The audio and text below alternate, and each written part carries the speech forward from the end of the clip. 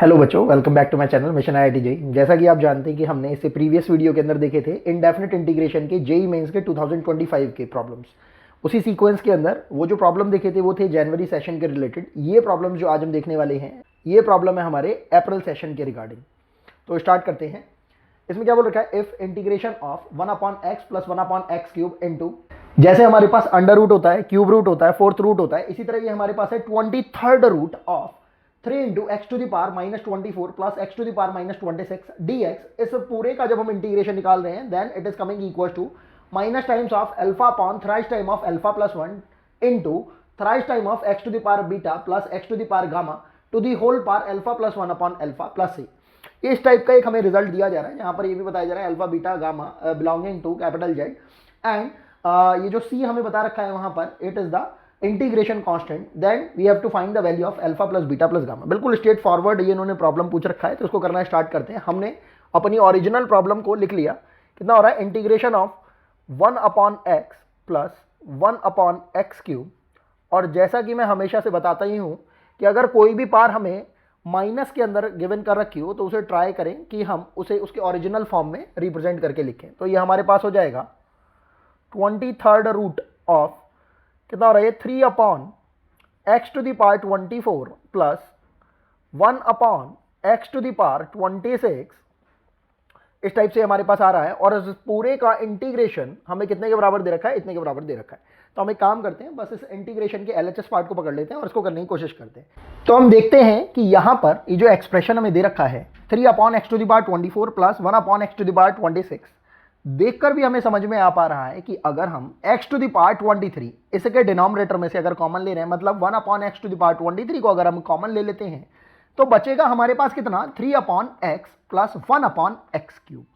और ये जो हम कॉमन लेना चाहते हैं 1/x टू द पावर 23, उसको जब हम ये 23rd रूट में से जब बाहर निकालेंगे तो obviously 1/x to the power 23 की होल पावर कितनी लग जाएगी हमारे पास, 1/23। तो एक्सप्रेशन देखिए हमारे पास कुछ ऐसा सा बनता हुआ आएगा 1/x plus 1/x cube.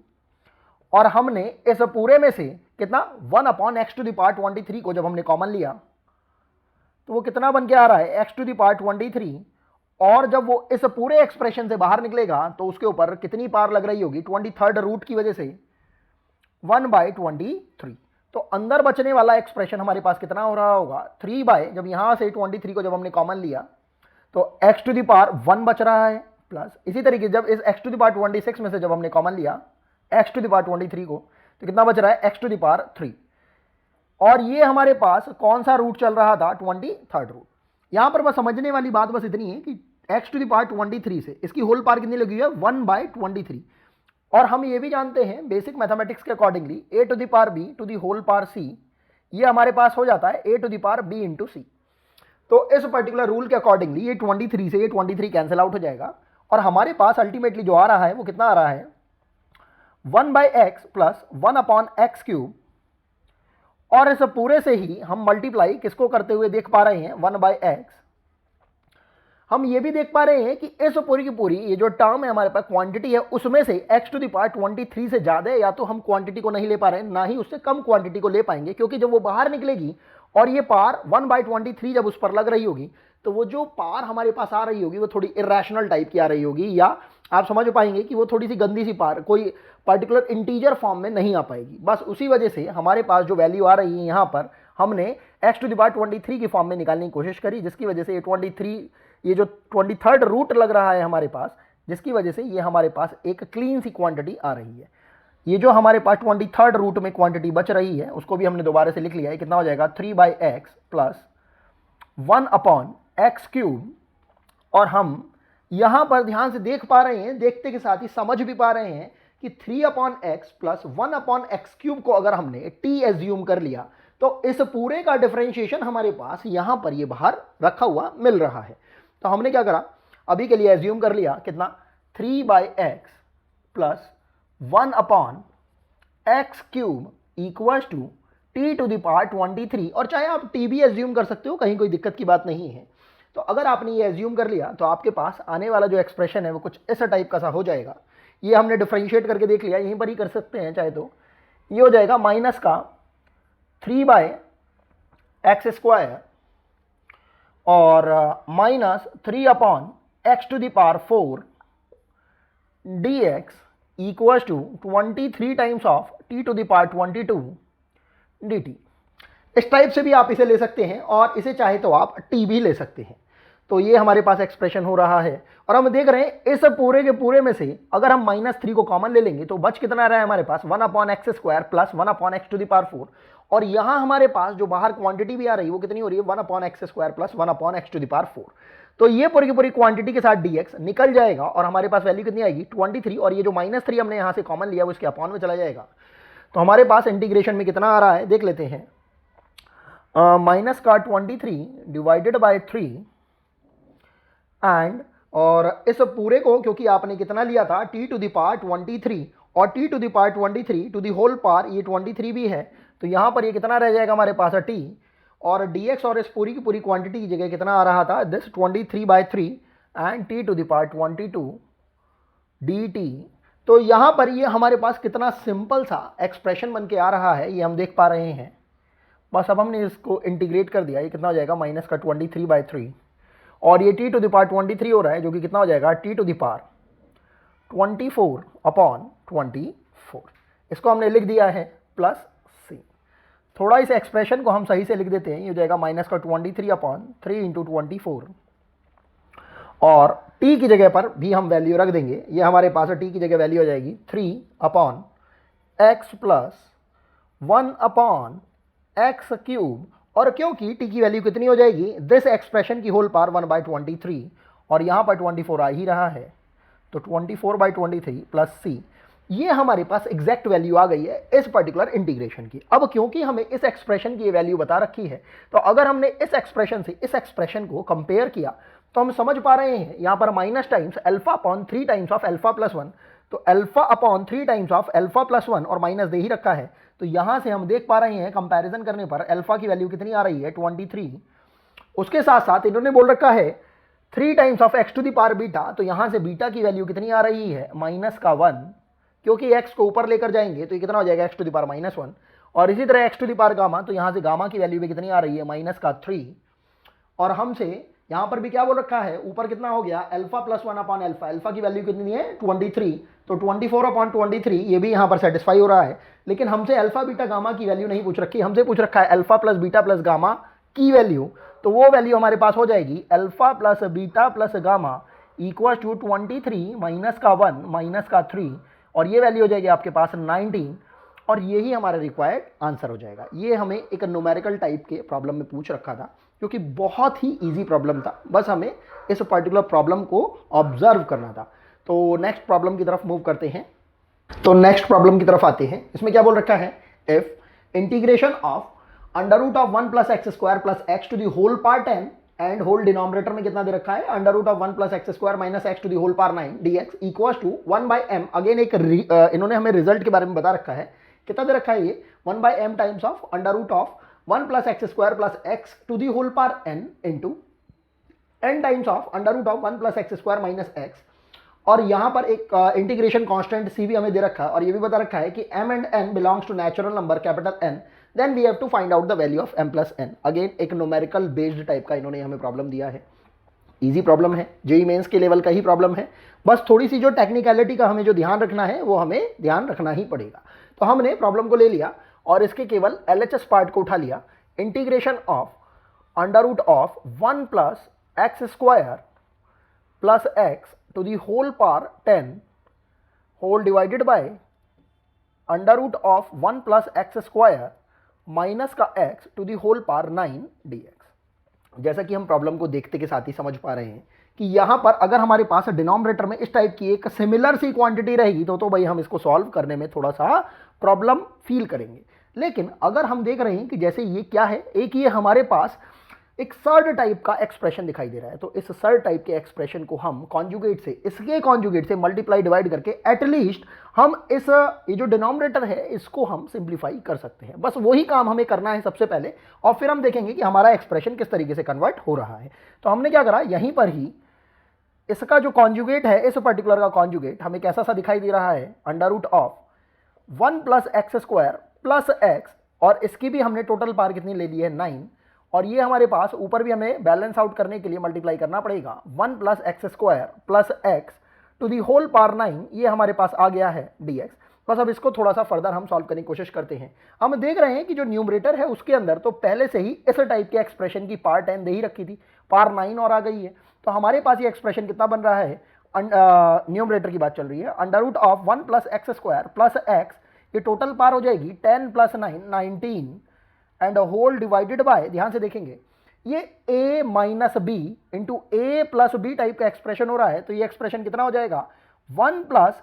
X square, मतलब under root of 1 plus x square का होल स्क्वायर, तो इतना एक्सप्रेशन हो गया, माइनस दिस एक्स का होल स्क्वायर मतलब एक्स स्क्वायर, और ऐसे पूरे पर ही कितनी पावर लग गई है हमारे पास 9 dx। यहां से हम क्लियर कट देख पा रहे हैं कि 1 प्लस एक्स स्क्वायर माइनस का एक्स स्क्वायर से एक्स स्क्वायर कैंसिल आउट हो जाएगा, और डिनोमिनेटर में हमारे पास कितना आ रहा है 1 टू द पावर 9।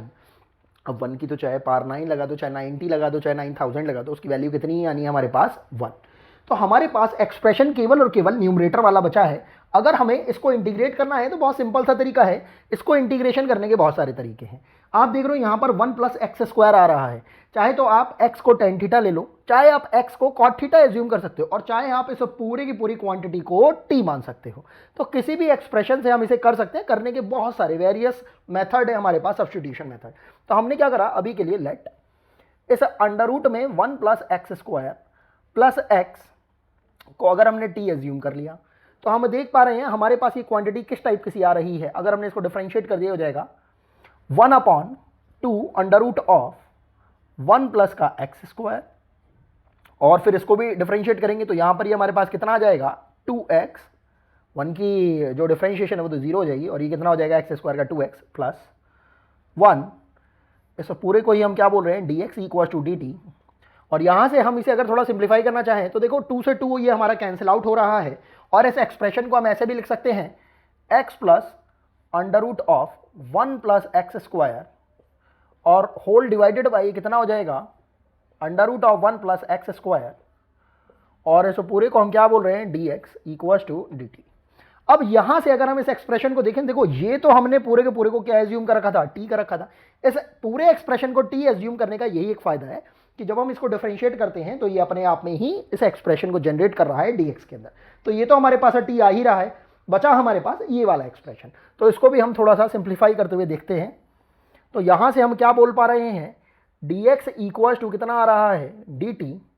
और ये जो हमारे पास एक्सप्रेशन बन रहा है जिसको कि हमने t एज्यूम कर रखा था वो तो dt के अपॉन में चला जाएगा t बनकर, और ये जो under root of 1 plus x square है इसको अभी के लिए हमने यहां पर लिख दिया। इसकी वैल्यू को और हमें कैलकुलेट करना पड़ेगा। ध्यान से देखते हैं, अभी अभी हमने देखा था इसका कॉन्जुगेट कितना आ रहा था हमारे पास under root of 1 plus x square plus x. बस इसी ये जो क्वालिटी है हमारे पास इस एक्सप्रेशन की, इसको हम यूटिलाइज करा लेते हैं। तो हम देखते हैं कि जब हमारे पास under root of 1 plus x square plus x की वैल्यू कितनी आ रही थी हमारे पास t, क्योंकि ये हमने एज्यूम किया था, तो obviously under root of 1 plus x square minus x की वैल्यू जो कि इसका कॉन्जुगेट है, तो अगर मैंने इसके कॉन्जुगेट से मल्टीप्लाई डिवाइड कर दिया तो मेरे पास इसकी वैल्यू कितनी आ जाएगी 1/t। जनरली आईआईटी इस टाइप की जो प्रॉब्लम है वो किस में पूछता था, ट्रिग्नोमेट्री के अंदर, लेकिन क्योंकि इंटीग्रेशन के अंदर भी उन्होंने एक्सप्रेशन इस टाइप का दे रखा है कि हम इसको मैनिपुलेट करके सर्ड को हम ट्रिगो के साथ रिकनेक्ट कर सकते हैं। तो हम यहाँ पर देख पा रहे हैं कि हमारा एक्सप्रेशन इस टाइप का एक्सप्रेशन को दे रहा है, और यहाँ पर अगर हमने इसको ऐड कर दिया तो देखो x से x उड़ जाएगा, और हमारे पास वैल्यू कितनी आ रही है twice time of under root of 1 plus x square, और इसकी वैल्यू कितनी हो जाएगी t प्लस 1/t। बस इसी एक्सप्रेशन को ध्यान में रखते हुए हमने यहाँ से under root of 1 plus x square की वैल्यू को निकाल लिया। ये कितना हो जाएगा 1/2 times of t plus 1/t। बहुत ही सिंपल तरीके से हमने इस पूरे की वैल्यू को कहां पर रख दिया, यहां पर रख दिया। तो यहां से हमारे पास वैल्यू कितनी हो रही है हम देख लेते हैं, dx इक्वल टू, और इस पूरे की जो वैल्यू है वो कितनी है half of t plus 1/t, और dt अपॉन t तो पहले से ही अवेलेबल था। अब चाहे तो आप इस t को इसके अंदर मल्टीप्लाई कर दो, चाहे आप इसे अभी के लिए एज इट इज छोड़ सकते हो। अब आ जाते हैं हम अपने एक्चुअल एक्सप्रेशन पर, जिसके ऊपर हमने ये सारा का सारा वर्कआउट किया था। इस एक्सप्रेशन पर जब हम आते हैं तो हमारे पास वैल्यू कितनी हो रही थी, इस पूरे को तो भाई हमने क्या एज्यूम करा था t, तो यहां से वैल्यू आ रही है हमारे पास t to the power 90 into, हम यहां पर देख रहे थे कि बचा केवल dx था, और dx की वैल्यू कितनी आ रही है 10 मच। इसमें से ये जो हाफ है ये तो हमें कांस्टेंट देखो दिखाई दे रहा है, इस हाफ को तो भाई हमने बाहर ले लिया है, और ये जो एक्सप्रेशन है इसके अंदर इस टी को भी हमने यूटिलाइज करा दिया है। तो ये कितना हो रहा है हमारे पास 1 + 1 upon T square D T, और 19 की भी हमने मल्टीप्लाई कर दी, कितना हो गया t⁻19 प्लस t⁻17, और इसको हमने बस इंटीग्रेट कर दिया। तो हम देख पा रहे हैं जब हमने इसको इंटीग्रेट करा तो ये हो गया हमारे पास t⁻20 divided by 20 plus t⁻18 divided by 18। ये हमारे पास एक्सप्रेशन बनता हुआ आ रहा है, और इसमें से भी कुछ कॉमन आता हुआ हमें दिखाई दे रहा है। इसमें से देखो 2 तो देखो हमारे पास कॉमन आ ही रहा है, और उसके अलावा यहाँ पर कितना बचेगा 10 और 9, फिर हमें एलसीएम लेना पड़ेगा। तो हमने क्या करा, पूरे का ही एलसीएम ले लिया, और पूरे का एलसीएम ये हमारे पास कितना आ रहा है 180 एलसीएम आ रहा है ये हमारे पास।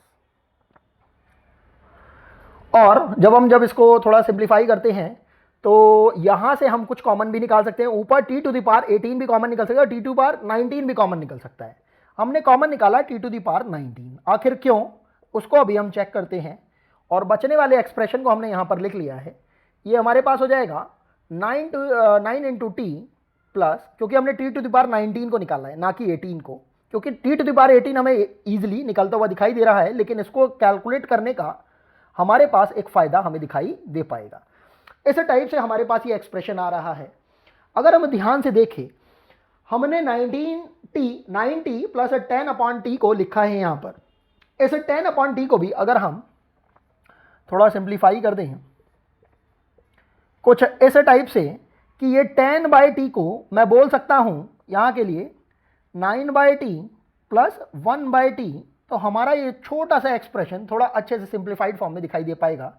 ये हो रहा है 9 times of t plus 1/t, और ये कितना बच रहा है हमारे पास 1/t, जिसको कि हम लिख पा रहे हैं। तो यहाँ पर हम इस एक्सप्रेशन को अगर ऐसा लिखते हैं, कांस्टेंट c जो है हमारे पास लगातार चल रहा है, ऐसा जो हम एक्सप्रेशन बनाने की कोशिश कर रहे हैं, हम ट्राई कर रहे हैं अपने इस पर्टिकुलर एक्सप्रेशन से मैच कराने की। अगर ये हमारा एक्सप्रेशन इससे मैच कर जाता है केवल और केवल तभी हमारा ये जो रिजल्ट है ये एक्चुअल माना जाएगा। तो हम कैलकुलेशन करते हैं और इसको अभी के लिए हटा देते हैं। तो एक्सप्रेशन हमारा कैसा सा हो जाएगा, इस t को तो हमने लिख लिया है 1 plus √1 plus x square to the whole power 19, और इसको अभी के लिए एज इट इज रखा, अपॉन में ये 360 चल ही रहा है। यहाँ की बात करते हैं t प्लस 1/t, इसकी वैल्यू हमारे पास कितनी आई थी, twice time of √1 plus x square, और 9 से मल्टीप्लाई हो रहा है तो 9 into 2 18 times of √1 plus x square, ये हमें होता हुआ दिखाई दे रहा है। और प्लस 1/t को हमने कितना लिखा था, √1 plus x square minus x, तो इसको लिख देंगे √1 प्लस एक्स स्क्वायर माइनस का x इस 1/t को। तो यहाँ से देख रहे हैं ये 18 टाइम्स और ये 1 टाइम, तो ये टोटल कितना हो जाएगा 19 टाइम्स। तो एक्सप्रेशन बनता हुआ आ रहा है 1 plus √1 plus x square to the whole power 19 divided by 360 into, यहाँ पर एक्सप्रेशन बन रहा है 19 times of √1 plus x square minus x, और कांस्टेंट c जो है इंटीग्रेशन कांस्टेंट वो भी हमारा साथ साथ चल रहा था, बस हमने लिखा नहीं था, यहाँ पर लिख देते हैं। अब जब हमारे पास ये एक्सप्रेशन आ रहा है, और क्योंकि ये एक्सप्रेशन हमने जो कैलकुलेट किया है अपने गिवन एक्सप्रेशन के पैरेलली करने की कोशिश करी है, तो हम देख पा रहे हैं यहाँ पर होल पावर कितनी लगी हुई है n, यहाँ पर भी होल पावर कितनी लगी है इस एक्सप्रेशन पर 19। तो n की वैल्यू 19 हम तब तक कंफर्म नहीं कर पाएंगे जब तक कि इस पर्टिकुलर एक्सप्रेशन के आगे जो n दे रखा है वो सिमिलर ना आ जाए। तो यहाँ पर भी हम देख रहे हैं कि ये 19 आ रहा है, तो हमें समझ में आ रहा है n की वैल्यू कितनी आ रही है हमारे पास 19, और m की वैल्यू हमारे पास कितनी आ रही है, क्योंकि सिमिलर एक्सप्रेशन हम जनरेट कर पा रहे थे, कितनी हो गई 360। और वैल्यू हमसे किस चीज की पूछ रखी है, finally the value of m plus n। तो अल्टीमेटली हमें m प्लस n निकालना है, तो यहां से m प्लस n हो जाएगा हमारे पास 379। तो हम देख पा रहे हैं m प्लस n की जो रिक्वायर्ड न्यूमेरिकल वैल्यू जो आ रही है वो कितनी हो जाएगी 379, और यही हमारा रिक्वायर्ड आंसर हो जाएगा। नेक्स्ट प्रॉब्लम की तरफ मूव करते हैं, इनडेफिनिट इंटीग्रेशन की ही। तो नेक्स्ट प्रॉब्लम की तरफ बढ़ते हैं, इनडेफिनिट इंटीग्रेशन के। क्या बोल रखा है इसमें, let f of x equals to integration of x cube into √3 minus x square dx ये एफ एक्स की वैल्यू को इन्होंने बोल रखा है एंड ये भी बता रखा है if 5 times of f of root two equal to -4 then we have to find out the value of f of 1। बिल्कुल डायरेक्ट फॉरवर्ड ये इन्होंने प्रॉब्लम पूछ ली और इतनी ईजी प्रॉब्लम से मुझे लगता है बच्चे का काफ़ी ज़्यादा टाइम सेव हुआ होगा। तो हमने क्या करा, अपनी एक्चुअल प्रॉब्लम को इसको लिख लिया है और ये हमारे पास कितना आ रहा है x cube into under root of 3 minus x square d x, क्योंकि एफ एक्स के इक्वल था तो हम उसी के इक्वली इसको मानते हुए चल रहे थे। तो हमने क्या करा 3 माइनस एक्स स्क्वायर को डायरेक्टली हम देख पा रहे हैं एक्स क्यूब है जिसको एक्स स्क्वायर इंटू एक्स लिख सकते हैं और हम समझ पा रहे हैं कि अगर हमने इसको इक्वल टू टी स्क्वायर ले लिया तो यहाँ से जो हमारे पास 2x dx आ रहा होगा वो 2t dt हो जाएगा, यहाँ पर 2 से 2 कैंसिल आउट हो जाएगा तो x dx इस x क्यूब में से यहाँ पर यूटिलाइज हो जाएगा। तो हमारे पास बनने वाला जो एक्सप्रेशन होगा यहाँ पर अगर एक्स स्क्वायर इंटू एक्स बोल रहे हैं तो बचा हुआ जो x dx है उसकी जगह तो हमारे पास कितना आ रहा है माइनस का टी dt और इस पूरे की जगह पर हमने कितना रख दिया टी स्क्वायर अंडर रूट के अंदर तो उससे भी हमें एक टी मिल रहा है और यहाँ जो हमारे पास एक्स क्यूब में से एक एक्स निकालने के बाद जो बच रहा है एक्स स्क्वायर, उस एक्स स्क्वायर की वैल्यू हमने यहाँ से कैलकुलेट कर ली इन टर्म्स ऑफ टी, कितना हो जाएगा हमारे पास 3 माइनस टी स्क्वायर। थोड़ा सा इसको सिंप्लीफाई कर लिया, अच्छा इस माइनस को इसके अंदर भेज दिया और टी स्क्वायर से मल्टीप्लाई कर दी, कितना हो जाएगा टी की पावर 4 माइनस 3t स्क्वायर। बस अब इसको इंटीग्रेट करने का काम रह गया है, कुछ ज़्यादा ही सिंपल इन्होंने प्रॉब्लम पूछ रखी है। ये हो जाएगा टी की power 5 upon 5 minus 3 T cube upon 3, तो बेसिकली 3 जो है हमारा कैंसिल आउट हो रहा है, प्लस सी। बस अब हम क्या करते हैं टी की यहाँ पर सब्स्टिट्यूशन को, ओरिजिनल सब्स्टिट्यूशन को रख देते हैं। तो टी कितना था हमारे पास 3 minus x square to the whole power 1/2, तो ये वैल्यू आ जाएगी हमारे पास एफ ऑफ एक्स की 3 minus x square to the whole power 5/2 upon ये 5 ही है यहाँ पर माइनस ये कितना हो जाएगा हमारे पास 3 minus x square to the whole power 3/2 plus का सी। इस टाइप से ये हमारे पास एक्सप्रेशन बनता हुआ आ रहा है। इन्होंने एक हमें वैल्यू बता रखी है 5 टाइम्स ऑफ एफ रूट 2, मतलब एक्स की वैल्यू हमें कितनी लेनी है रूट 2। तो यहाँ पर हमने क्या करा, सबसे पहले 5 से मल्टीप्लाई कर दिया, एक्सप्रेशन हमारे पास हो रहा है f of 5 times of f of x equal to 3 minus x square to the whole power 5/2 और यहाँ पर भी हमारे पास कितना हो जाएगा माइनस का 5 times of 3 minus x square to the whole power 3/2 plus का 5 टाइम्स ऑफ सी हो जा रहा है ये हमारे पास, कोई बात। और अब हमने x इक्वल टू रूट 2 यहाँ पर रख दिया है, तो इस पूरे की वैल्यू हमारे पास कितनी आ रही है माइनस का 4। तो यहाँ पर ये हमारे पास इस F of 5 times of f of x मतलब एफ ऑफ रूट 2 की वैल्यू कितनी हो जाएगी माइनस का 4 इक्वल टू, यहाँ पर ध्यान देंगे 3 माइनस रूट 2 का स्क्वायर बोले तो कितना हो जाएगा 2 to the whole power 5/2 minus का 5 टाइम्स यहाँ पर 3 माइनस अगेन रूट 2 का स्क्वायर कितना हो जाएगा 2 to the whole power 3/2 plus का 5c। यहाँ से ये एक्सप्रेशन हो जाएगा हमारे पास माइनस का 4 इक्वल्स टू, इसकी वैल्यू कितनी आ रही है 1, ये माइनस का 5 प्लस का 5c।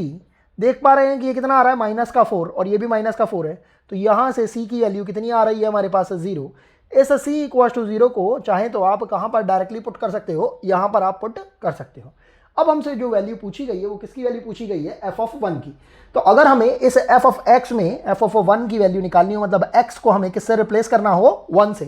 तो हम देख पा रहे हैं यहाँ पर डायरेक्ट भी एक्स की जगह अगर हमने 1 पुट करा तो यहाँ पर कितना आ रहा है 3 माइनस 1 2, 2 की power 5/2 whole divided by 5 minus यहाँ पर भी हम देख पा रहे हैं कितना है हमारे पास 2 माइनस 1 ये सॉरी 3 माइनस 1 मतलब कि ये 2 हो जाएगा, 2 की पावर 3/2, इसको भी लिख लिया 2 की पावर 3/2। बस अब हमें थोड़ा सा इसे सिंप्लीफाई करने की जरूरत है। हमने क्या करा थोड़ा सिंप्लीफाई कर लिया, 2 की पावर 5/2 मतलब 2 की पावर 1/2 इन ये प्लस में हमारे पास हो जाएगा 2 और 2 की पावर 2 का मतलब कितना हो गया हमारे पास 4 रूट 2 डिवाइडेड बाय 5 माइनस ये कितना हो जाएगा हमारे पास 2 रूट 2, थोड़ा सिंप्लीफाई कर लिया हमने। और यहाँ से जब हम इसे एलसीएम लेकर थोड़ा सिंप्लीफाई करते हैं कितना हो रहा है माइनस का 6 रूट 2 अपॉन का 5 और यही हमारा रिक्वायर्ड आंसर हो जाएगा। अब हम देखते हैं कि क्या ऐसा कोई ऑप्शन हमें अवेल करा रखा है। हमें अवेल करा रखा है, ये हमारा सी ऑप्शन है क्योंकि ये सिंगल चॉइस टाइप का प्रॉब्लम था और यही हमारा रिक्वायर्ड आंसर हो जाएगा। ये जो अभी हमने प्रॉब्लम्स देखे हैं ये अप्रैल सेशन के अंदर पूछे गए थे। अप्रैल सेशन के अंदर इंडेफिनिट इंटीग्रेशन के अंदर जेईई मेंस 2025 के लेवल पर केवल 3 ही प्रॉब्लम्स को पूछा गया था, जबकि जनवरी सेशन के अंदर हमारे पास टोटल 5 प्रॉब्लम्स को पूछा गया था इंडेफिनिट इंटीग्रेशन के अंदर से। तो आई होप आपको ये प्रॉब्लम समझ में आए होंगे। फिर भी अगर आपको कोई डाउट रहता है तो आप मेरी जो टेलीग्राम आईडी है उस पर भी आप मेरे से कांटेक्ट कर सकते हैं, और चाहे आप कमेंट सेक्शन के अंदर भी मुझे बता सकते हैं। आज के लिए सिर्फ इतना ही, मिलते हैं आपसे नेक्स्ट वीडियो के अंदर। अभी के लिए थैंक्स फॉर वॉचिंग।